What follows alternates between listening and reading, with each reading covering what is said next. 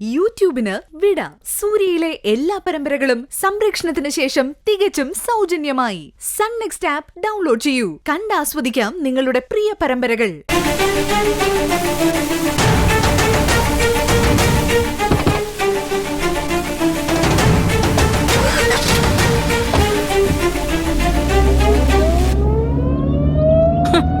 നിന്റെ അച്ഛനാള് കൊള്ളാലോടി. സച്ചിയുടെ കയ്യിലെ പണം കണ്ടപ്പോ ബാക്കി എല്ലാം മറന്ന് മോളെ ആ തെമ്മാടിക്ക് പിടിച്ചു കൊടുക്കാൻ അയാൾ തയ്യാറായല്ലേ? അയ്യോ അമ്മേ, അങ്ങനെയൊന്നുമില്ല. അമ്മ കൊമ്മ, ആത്മാർത്ഥതയില്ലാത്ത വർഗം.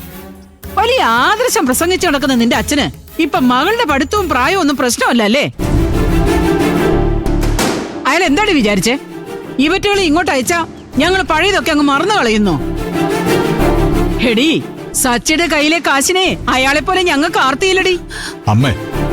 അമ്മ കാര്യം അറിയാതെ അനുവിനെ അച്ഛനെ കുറ്റപ്പെടുത്തല്ലേ. അച്ഛൻ ഈ കല്യാണത്തിന് സമ്മതിച്ച് കാണുമെന്ന് ഞാൻ വിശ്വസിക്കുന്നില്ല. ആ, നീ വിശ്വസിക്കില്ലടാ. അയാളെ അത്രയ്ക്ക് ബുദ്ധിമാനാ. അതുകൊണ്ടല്ലേ അയാളോ മോളോ ഈ കാര്യം നമ്മളോട് മിണ്ടാതെ സച്ചിയുടെ ഭാര്യ മോളെ ഇങ്ങോട്ട് അയച്ചത്. എന്റെ സുശീലെ, നീ ഇങ്ങനെയൊന്നും പറയല്ലേ. സ്വന്തം മക്കളുടെ കാര്യത്തിന് അനന്തമാഷ് ഒരിക്കലും മൂന്നാമതൊരാളെ അയക്കില്ല. നിങ്ങൾ മിണ്ടാതിരിക്കുമാനുമേ.